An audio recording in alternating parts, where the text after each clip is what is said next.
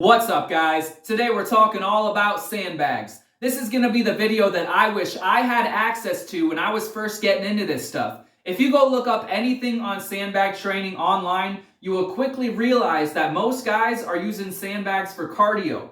They're using lightweight and everything they do is endurance based. But that's not what this video is about. Sandbags are a tool, and while they are great for conditioning, they are much more than that. Sandbags will get you jacked, strong, and leave you feeling solid, but you have to treat them like a strength exercise. Just like with the barbell, if you wanted max strength and size, you wouldn't just do sets of 20 rep circuits. You'd lift heavy, and that's what I want to talk about today. So to start off with, you guys should know that I am always looking for new methods of training that will offer me something unique. Something that I'm not already getting from traditional barbell exercises. You can cover most of your bases with just one barbell, but there are still gaps in the strength that you acquire. What I've learned is that while some aspects of training are best developed with a barbell, some aren't.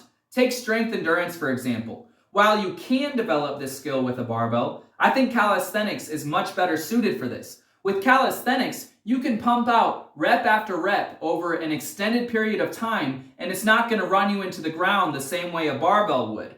And while we're on the topic of calisthenics, barbells do make you great at lifting weight, but they don't always translate to lifting your own body weight. So here again, calisthenics shines at allowing you to master your own body weight, and it offers you something that a barbell doesn't. So what about sandbags? Well, there's a type of rugged strength that is hard to fully develop with just a barbell alone. Some people know it as farmer strength or dad strong. While some guys may be incredibly strong when deadlifting a barbell, they might have trouble moving a couch, and this is the difference. Barbells are perfectly calibrated and couches aren't. On the bright side, I think barbell strength isn't actually very far away from farmer strength. You may have made it most of the way there, but there's a missing link in the chain, and this is where sandbags come in. You might say sandbags are a stepping stone from gym strong to worldly strong. So when we're talking sandbags, I actually consider them two different skill sets depending on how you fill the bag. A completely filled, compact, and tight sandbag is very different from a loose sandbag, or a sandbag with some extra space left in it. Both are important, and while most guys say it's the tightly packed sandbag that you should use, I think the loosely packed sandbag is actually superior in some ways. You guys may know at this point that I'm a stone lifter. I love lifting natural stones, and I can't wait until I can get out there and lift another one. Stone lifting offered me something unique that I could not easily replicate in the gym, and a tightly packed sandbag is very similar to this. But to take it one step further, while a sandbag that was tightly packed or a stone offered me something unique that I couldn't get from the gym, a loosely packed sandbag offered me something unique that I couldn't get from a tightly packed sandbag. I know, guys, I will try my best not to use the word sandbag another 1,000 times in this video, but at a certain point, there's only so much you can do. So to continue on with the analogy from before, while a tightly packed sandbag may be a stepping stone from gym strong to farmer strong, a loosely packed sandbag takes farmer strong and turns it into farmer/wrestler strong. Every single time you try to lift that thing, it moves. It's like it's come alive. It has a life of its own. It's like you're simulating an actual wrestling match and the sandbag is fighting you the entire way. Alright, so let's get into how sandbags make you jacked and strong. And first, let's talk about the tightly packed bag. The benefits you get from this are unreal, and I'm speaking from experience here. Stone lifting, much like a tightly packed sandbag, has added size to my entire backside, my legs, my glutes, my biceps. My hands now resemble that of a potter's, someone who has been working with clay for decades. And this size is different. Stone lifter backs look different than bodybuilder backs. Personally, my back has never felt so solid, like I have solid slabs of concrete or stone on my back. When many people are trying to describe building muscle, they say you're adding slabs of meat on your back. But meat is soft, stone is solid. It's as if lifting the heavy, rugged weight of a sandbag or a stone turns you into a work of stone, a sculpture yourself. When it comes to sandbags, you will need to start slow. Sandbag training works on developing many supportive structures that have gone underworked, such as your tendons or stabilizer muscles. It may take a couple months for you to adapt before you can really start lifting heavy, But once you do, the results happen fast. And I will go more into specific exercises soon, but for now, consider the basic lift to chest height.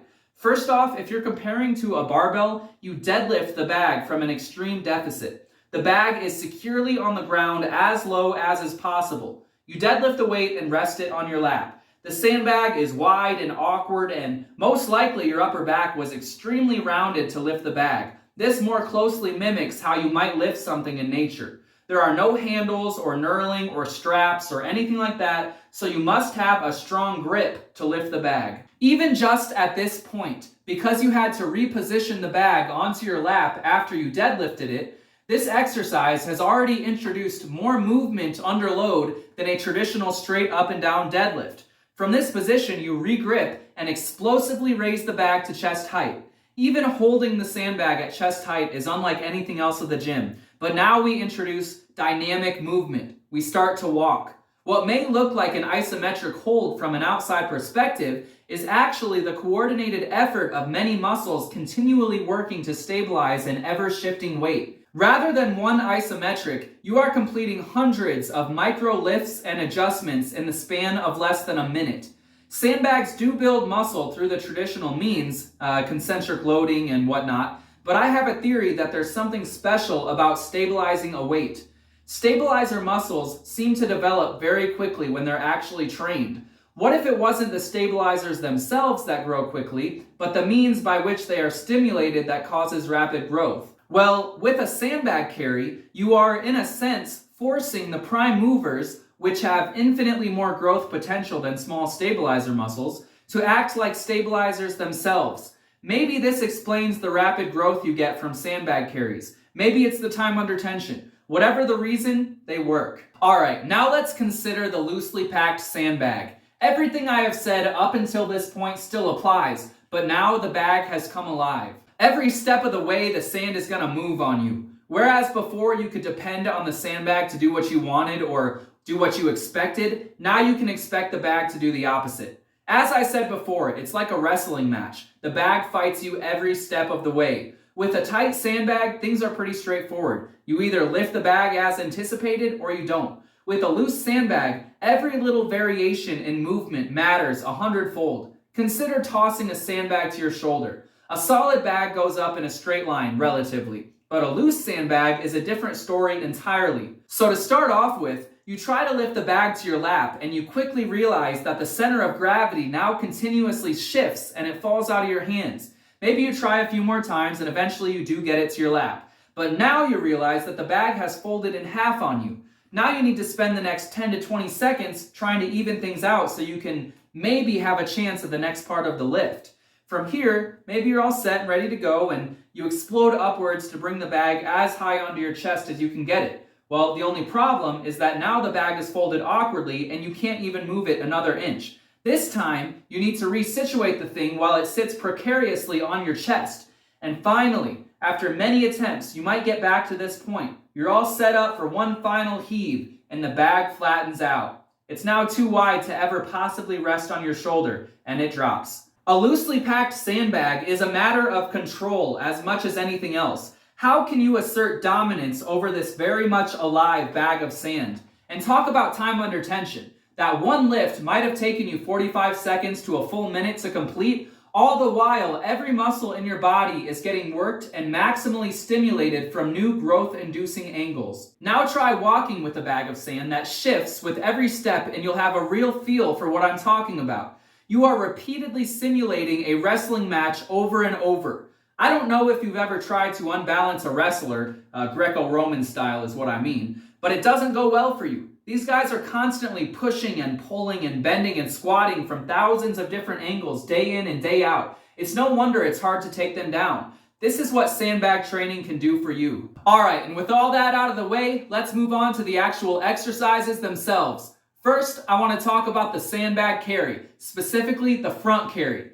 The sandbag front carry is the fundamental exercise of all sandbag training. If I could only do one exercise for the rest of my life, it would be either the natural stone or the sandbag front carry. It's that effective. Imagine if you could take the benefits you get from a deadlift with a barbell, amplify them by 100 because lifting a sandbag is much more difficult and effective, And then amplify that again by another 1,000 by adding dynamic movement. The sandbag front carry is going to maximally develop your entire backside, your upper back, your traps, the back of your neck, your spinal erectors all the way up and down, your mid and low back, your glutes, hamstrings, calves. It's going to thicken up your biceps in a way that is hard to replicate elsewhere. It's also going to make the tendons stronger. I have felt an actual increase in the size of the bicep tendon, which means I am now more resilient to injury. I can go in and deadlift with an over-under grip, and I don't have to worry about it as much. It's also made my forearms bigger and my grip much stronger. Almost every time you lift a sandbag, you have to use a false grip right from the start, which is where your wrist is completely bent. It's very tough, but it's very effective. It also builds the crushing strength of your chest because the entire time you're walking, you're squeezing that thing together as hard as you can, which is also something that is very hard to replicate in a gym. The sandbag front carry will make you strong, jacked, solid, and functional. They will improve your posture and your stride. Try walking with the 200-pound sandbag a couple times a week for a few months and see how you feel. Many muscles in your body will be bigger and stronger, and you will feel significantly more confident walking around in everyday daily life. And regarding the sandbag front carry, I will say one final thing. It may be beneficial for you to eventually move towards increasing speed. Now, if you walk slow and just carry the bag, you're probably going to get all the benefits in terms of strength and muscle. There probably won't be much more of that if you start moving fast. But in terms of just straight up pure functionality, just for the fun of it, I think moving fast is a worthwhile endeavor. Just think about a survival situation. It's one thing to be able to pick up something heavy and walk with it slowly, but most likely if you had to do that, you're going to have to get out of there. So picking up something heavy and then moving quickly with it, I think that's the ultimate display of functional strength. Next up on our list of my top 3 favorite sandbag exercises is the sandbag high pull. Now, this is one I've never actually seen anyone else do, though I am sure someone somewhere is doing it, but I kind of just fell into doing it one day and I quickly realized how effective it is. It's definitely top 3 and I do them all the time. So the sandbag high pull very closely mimics a loading event and it develops raw power. So if you didn't know, a loading event would basically be where you're just picking up something off the ground and setting it up onto like a shelf or something. This is often what you see guys doing with the Atlas stone. They pick it up, set it up onto something. If you don't have one of those loading platforms, this is a great alternative. And even if you do, I think this is still a worthwhile movement. So to perform the sandbag high pull, once you have the bag lapped, re-grip with a double overhand grip, both hands on top of the bag with palms facing down. Then violently explode upwards as fast as you can. Try to imagine that you're trying to throw the sandbag up over your head. Just don't let go. Triple extension should happen here, which is extension of the ankles, knees, and hips all at the same time, which is a big part of why I love this so much. Triple extension is critical for power production. Imagine the snatch or the clean and jerk or even jumping. Triple extension is where the power comes from. And with this movement, you're able to train it directly. And another added benefit to doing this exercise with a loosely packed sandbag is you will notice that the sandbag is shaped just a little bit differently every time you re-grip, which forces you to explode from a slightly different position each time, which I think leads to a more well-rounded and general power versus barbells, where everything is exactly the same every single time. The sandbag high pull will develop all the muscles involved with hip extension, so the hamstrings, the glutes, and the low back, they're all gonna get worked. But in my opinion, where the sandbag high pull really shines is with the upper back and traps. There's something about coming from this position where you're bent forward, and then your upper back is rounded just so you can get your arms around the sandbag, and you violently explode up, and even for just that moment where the sandbag is motionless, all of this is completely extended and contracted to the max. This is one that, if I don't do it for a while and I come back to it, it always makes me sore. And that's coming from someone who trains their back every single day and does snatch grip high pulls with a barbell pretty frequently. And finally, last but not least, I want to talk about what is probably my favorite sandbag exercise of all time. Now I want to talk about the sandbag to shoulder. The sandbag to shoulder is the ultimate expression of power with the sandbag. If you can get that thing up onto your shoulder and take your hand away, you can do pretty much anything else with it. And like the sandbag high pull, the sandbag to shoulder does build raw power. But unlike the sandbag high pull, which is a very quick motion, The sandbag to shoulder can take a long time. It's going to develop sustained power. It's also going to teach you the ability to fight. You're going to get that sandbag halfway up and want to give up, but you got to keep pushing, keep fighting. It may take you a long time to get the bag all the way up to your shoulder, especially if you're using a loosely packed bag. But this sustained effort teaches you maximum stability and force production from many different and awkward angles. Consider this for a minute. Say you're going to do a snatch with an Olympic barbell, for example. Every single time you walk up to that bar, it starts from the exact same height because the competition plates are the exact same size always. I think this is partly so that if it falls on you, it doesn't cut your head off. Correct me if I'm wrong. I think I read that somewhere, which actually sounds kind of smart. But in any case, it starts from the same height. Your index fingers are at the exact same spot on either side. You got this convenient little knurling on the bar that makes your hands stick to it. And then when you get to the top, the bar rests directly in the crease of your hips, so you can use max power production and throw that thing overhead. It's consistent, reliable, and you know exactly what's going to happen every time. And I'm not saying that's a bad thing. I think Olympic lifting is awesome. It's cool to see how much weight you can throw over your head. But now, compare that to a loosely packed sandbag. Just to start off with, you pick that thing up and get it on your lap, and now it's all out of shape. You gotta reposition it so it turns into somewhat of a cohesive shape that you can apply some kind of force to. From there, you use everything you have to try to throw it on your shoulder, and it only makes it halfway. And now you got this inconvenient little indent in the middle. Half the sand's at the top, half's at the bottom, then your arm is in this little extra space. And from there, you gotta kind of try to shake it around a little bit just to get it a little better positioned. And then from this awkward angle, you have to apply max power again, raise it just a little bit higher. Then you gotta do that 3 or 4 more times. And finally, you're just below the shoulder and the sandbag is all flattened out. There's almost no chance that it's gonna be able to rest on your shoulder, but you gotta try one last time. And so from this most awkward position imaginable, it's right up here, just barely there, you apply all the power you can again, and you finally get it up there. That one lift required so many different expressions of power on the way. You're learning to produce power from the most awkward positions imaginable. And I think that this is where sandbag lifting in general really shines over something like a barbell. And this is where sandbags offer you something that is hard to replicate. And with that said, imagine what all of that effort, what all of that sustained exertion over what could be 45 seconds to a whole minute for just one single lift. Imagine what all of that strain is going to do to your muscles. Over that minute, all of the muscles in your body are maximally contracting over and over and over again. You think that's not going to build muscle? There's no way. Your body has to adapt to that. That's how it works. The sandbag to shoulder will build you solid muscle. There's no way around it. And in addition to all that, this one is fun. It's addicting. Nothing feels better than conquering a sandbag to shoulder lift. It's going to keep you coming back for more over and over. All right, and before we finish off this video, there were just a few more things that I wanted to say.